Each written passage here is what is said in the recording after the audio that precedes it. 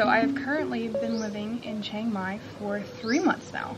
I moved here in November and now it is February. And I figured it was time that I made a video of just what my life looks like here, what I've been up to, how things are panning out, essentially. So here is that video.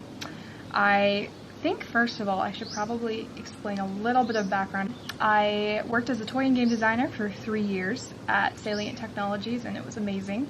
I just was ready for a change though. I think so much of me was such a creative person and kind of antsy to get out and adventure and go explore the world and just do things. And I had always told myself, if by the time I'm 25 I'm still in the same place that I was when I was just graduated college, then somebody's got to kick me in the pants and be like, you go now. And I had that realization, oh, I'm almost 25 and I'm still at the exact same spot that I was. I need to do some of this stuff. And so I decided to quit. I quit my job and I packed up my stuff, sold like way more than half of it, got a visa, got my plane tickets, I contacted a church here just so I would know some people, and I had booked my hostel and my first hotel a little bit. I figured when I got here I'd find an apartment, and something that I think I should probably touch on is when I started my job at Salient as a toy and game designer, I knew I didn't necessarily want to stay there my whole life. I knew I had this in me that just wanted to go somewhere else and do something crazy. So I had initially in my mind just started saving like a crazy person from the very beginning, and so because of that I can do what I'm doing right now. There's no other way, and so I feel really blessed to have been able to do that, and also just the experience that I get to experience now has been really cool. So I ended up touching down in Chiang Mai, not knowing a single soul, and it was like 11 o'clock at night. Super interesting first night. The hostel was closed and got let in by some random British dude, and the people didn't know I was coming, and it was just like this insane experience. But you're just done with a 10-hour flight one way, and you've been traveling for almost 2 days, so I didn't really even care at that point. And so ended up getting into the hotel I was actually staying in for a while, and the first week was just total what is this new world, and experiencing so many new things. I was on foot all the time. I had no car, no vehicles, and so I did have the ability to use a bike, rented the bike from downstairs, and so I would hop onto that, but mostly I just walked, and I think walking is a really great way to learn a city. So I walked around a lot. Everything was so new, everything was so crazy. Eventually found an apartment. It's crazy.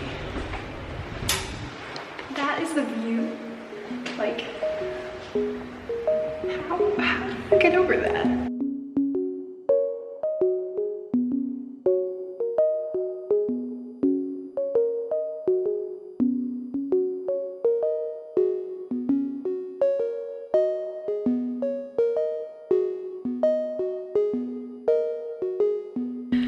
This place is amazing.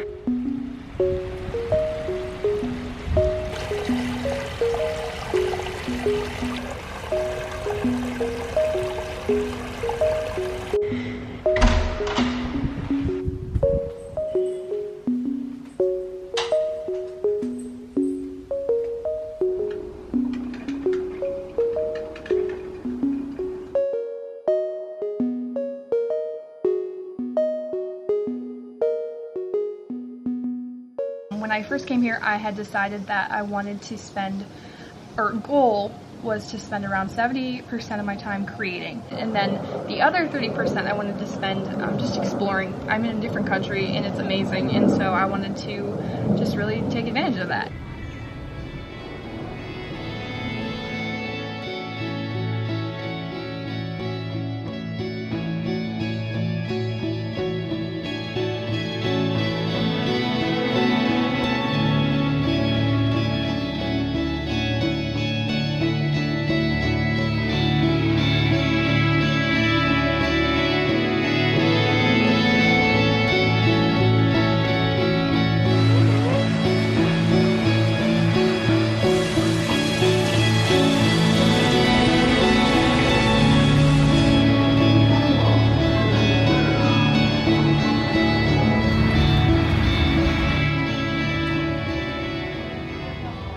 so I think so far I've actually done a really good job of keeping that balance. I think in the beginning my life looked a lot more like exploring, but then after I visited some of those amazing temples and just the waterfalls and the gorgeous places, I started to kind of transition into more like, okay, here's my home, like I'm gonna spend the whole day at home and just make stuff, like this is awesome. So here we come to the part where I explain what I even do all day, because I don't have a job, I'm not working, and there are 24 hours in a day. So yeah, how do I fill my time? So my typical day looks like, there's not a typical day.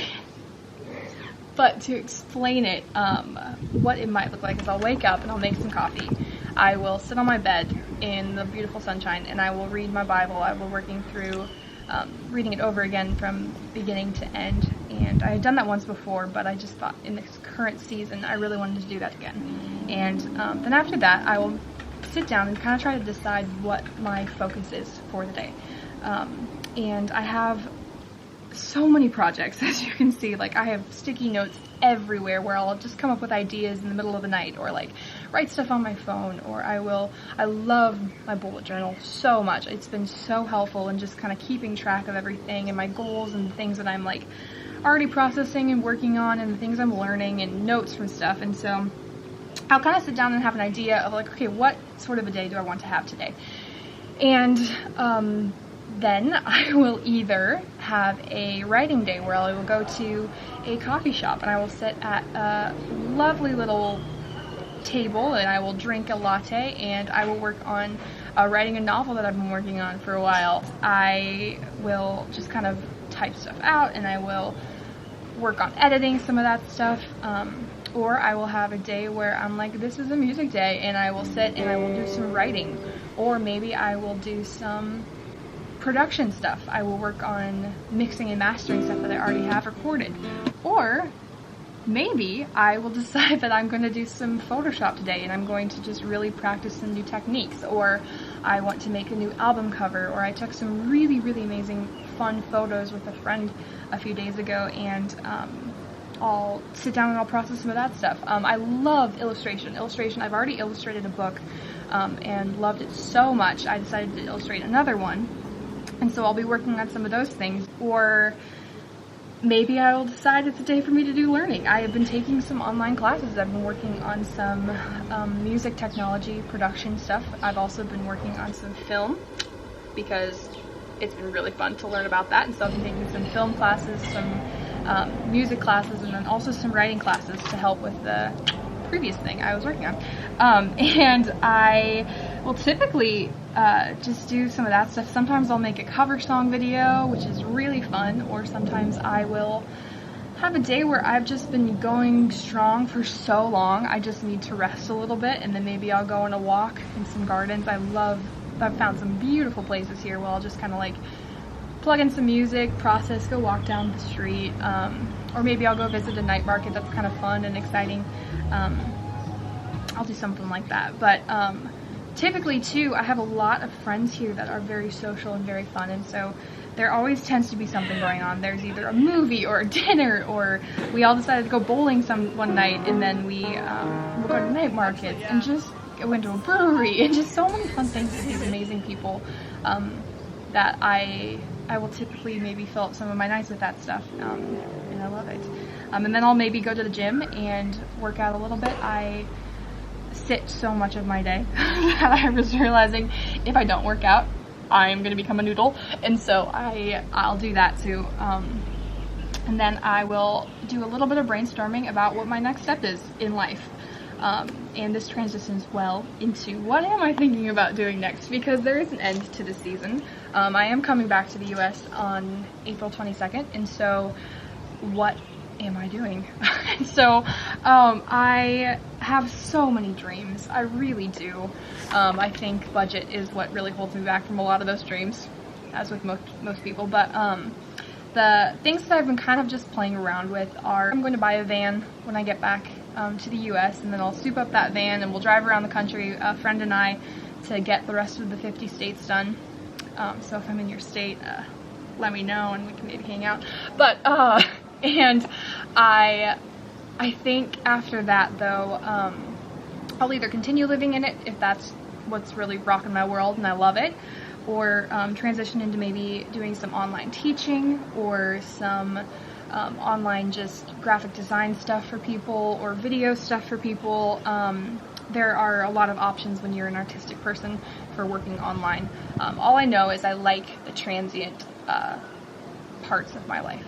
I like not feeling like I'm stuck anywhere, and I like the adventure of it right now. I know I will probably reach a point where I'm ready to just not move all the time, but right now I'm living the dream and loving it. So those are kind of the things I was thinking about right now, but a lot of that can change at a drop of a hat. So what do I miss the most about the US? I miss a lot of things about the USA, but pizza is one of them. I miss pizza so much. I think they have pizza here, but it's just not the same, like just Costco pizza or like Domino's even. I just miss that so much. Ugh. I also really miss almond butter. They don't really have it here. I've looked everywhere because I would probably pay $1 million for, okay, I would pay a lot of money for almond butter, but I haven't found any, and so that's something I really miss. I miss family a lot. I think communication has been amazing because you have Marco Polo, you've got FaceTiming, you've got social media galore. So I've really loved that, but I think the time change is what makes things the most challenging. Is when it's 7 o'clock at night my time, it's like 5 a.m. in the morning their time, so just figuring that out has been a lot more annoying and more of a challenge. So I just miss just being part of the same life, I guess. Being able to speak the same language as everybody around you is something that I think is really nice, and it's something I didn't really anticipate to miss so much. Even just like the interactions that you have with your person giving you coffee, like, hey, that's a really cute shirt, or the things that you say when you're walking down the street, or like reading signs. Like, I can't read Thai, I don't know what's going on, and so I think that's something I miss a lot about the US, is just knowing how things are done and knowing what to do when. But that's just part of culture. I also really miss warm showers, which is funny because there are warm showers here. I just don't have them. In my apartment when I moved in, they didn't have a water heater, so I just kind of was like, cool, just deal with it. And so, shower, pretty sad. I'm used to it now, but there's something about a warm shower that I will really, really love when I get to that point. Now the question is, what will I miss about Thailand when I go back to the US? And there are so many things that I will miss about Thailand. Number one is just really cheap, good food and good coffee. There has been so many amazing, like, I'm so addicted to pad Thai and like green curry and just delicious, delicious flavors that are just like for $1 or for $2, and I just will miss that so much. I really will miss cheap rent, definitely. Not gonna lie about that one, it's fantastic. I really miss just the peace of life here and the slow pace. I think a lot of that has to do with what I'm doing here, but I think also I just really like the culture. I've been very minimalist as far as I only came over here with a carry-on, and so I don't have a lot of clothes, I don't have a lot of things. But there's something about that simplicity that's been really nice, so I'm gonna miss that as well. I really will miss driving.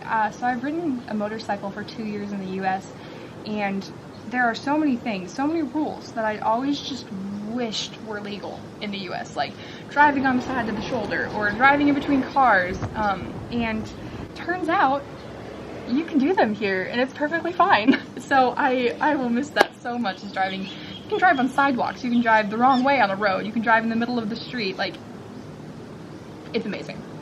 Amazing.